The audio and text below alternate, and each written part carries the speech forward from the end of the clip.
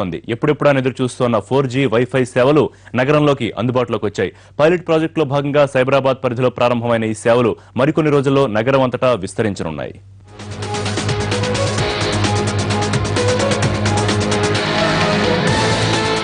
Digital Hyderabad, digital Telangana నిర్మాణానికి శరవేగంగా అడుగులు పడుతూ ఉన్నాయి. ఇందులో భాగంగా ఉచిత వైఫై సేవలను నగరవాసుల చెంతకు తెచ్చింది తెలంగాణ సర్కార్. ఎయిర్టెల్ భాగస్వామ్యంతో ఈ సేవలను ప్రారంభించింది. ప్రస్తుతం సైబరాబాద్ పరిధిలో 8 కిలోమీటర్ల మేర 17 స్థానాల్లో ఈ సేవలు అందుబాటులోకి వచ్చాయి.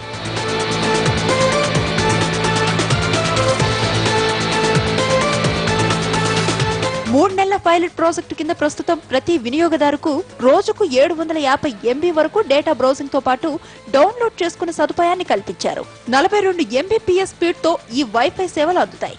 ఎయిర్టెల్ వినియోగదారులే కాకుండా ఇతర టెలికాం కంపెనీల వినియోగదారులు కూడా ఈ సేవలను వినియోగించుకోవచ్చు.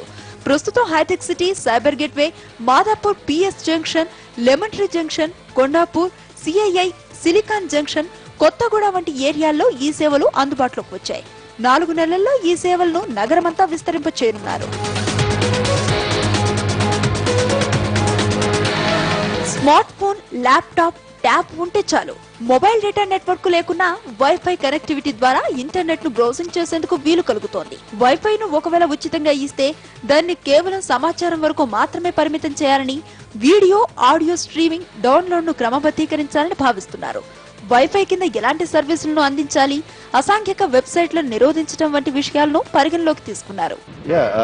మిస్యూజ్ అనేది పాసిబిలిటీ ఉంది. అంటే దాన్ని జాగ్రత్తగా మన స్మార్ట్ ఫోన్ కానీ లేకపోతే ఒక స్మార్ట్ డివైస్ కానీ యూజ్ చేసినప్పుడు ఆ పాస్వర్డ్స్ అవి జాగ్రత్తగా మెయింటైన్ చేసుకుంటూ వేరే వాళ్ళు హ్యాక్ అవ్వకుండా అటు ప్రొవైడర్స్, ఇటు గవర్నమెంట్, ఇటు యూజర్స్ జాగ్రత్త పడితే మిస్యూజ్ కాకుండా ఏదైతే క్విక్ సర్వీసెస్ కోసం ఈ వైఫై వస్తుందో దాన్ని మనం జాగ్రత్తలు తీసుకుంటే 100% మనం అచీవ్ చేయొచ్చు.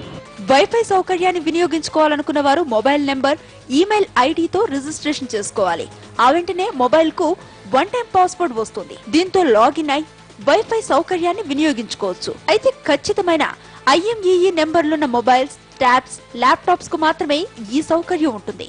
రోజుకు 750 MB దాటితే కనెక్టివిటీ ఉండదు.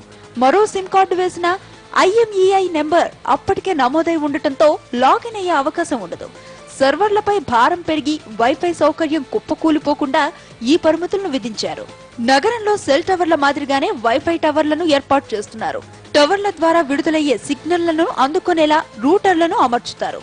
ఒక్కో రూటర్ తో వేలాది మందికి వైఫై సేవలను అందించే వీలు ఉండటమే కాకుండా ఆదాయం కూడా అధిక మొత్తంలోనే వచ్చే వీలుంటుందని, వీటి ఏర్పాటు పెద్ద పనేం కాదంటున్నారు IT నిపుణులు. Scale is not a small scale. ఇప్పుడు ఒక సిటీ మొత్తం వైఫై చేయాలంటే స్కేల్ అది సింపుల్ స్కేల్ కాదు. సో దాని లైక్ చేయడం కాంప్లెక్స్. అంటే అంత ఇట్స్ ఎ టెక్నాలజీ ప్రాబ్లం. అది అంటే ఇప్పుడు గవర్నమెంట్ ఇంటెంట్ ఉండొచ్చు, ఇంటెంట్ వల్ల కాదు, ఇది ఇంప్లిమెంటేషన్లో it's a technology problem. And వాళ్ళన్నటి వల్ల like they are letting others, Airtel and other players, telecom players do it. They are only facilitating. So అది కొంచెం జాగ్రత్తగా చూసుకుని you should make sure the technology they are adapting is good and it's scalable. అది చేసుకుంటే it will be good. ఎలాంటి సేవల్లో అయినా వేగాన్ని కోరుకుంటున్న యువతకు 4G సరిగ్గా సరిపోతుంది అంటున్నారు నిపుణులు. బస్టాండ్స్, హాస్పిటల్స్, రైల్వే స్టేషన్స్ వంటి ప్రాంతాల్లో ఉచిత వైఫై సేవలను త్వరితగతిన అందుబాటులోకి తీసుకువస్తే ఉపయోగకరంగా ఉంటుందంటున్నారు. ఇప్పటికే IT రంగంలో ప్రపంచ స్థాయి గుర్తింపు తెచ్చుకున్న హైదరాబాద్ ఇప్పుడు సరికొత్త రూపుదిద్దుకుంది. వైఫై ఆధారిత నగరంగా హైదరాబాద్ మారింది. ముందుగా పైలట్ ప్రాజెక్టులో భాగంగా 8 హాట్స్పాట్లను ఏర్పాటు చేసిన సర్కార్ మరికొన్ని రోజుల్లో వైఫై సేవలను నగరమంతా విస్తరిస్తామంటోంది. టెక్నాలజీ అభివృద్ధిలో భాగంగా తెలంగాణ ప్రభుత్వం తీసుకున్న ఈ నిర్ణయంపై అటు నగరవాసులు, సాఫ్ట్వేర్ ఉద్యోగులు సంతోషం వ్యక్తం చేస్తున్నారు.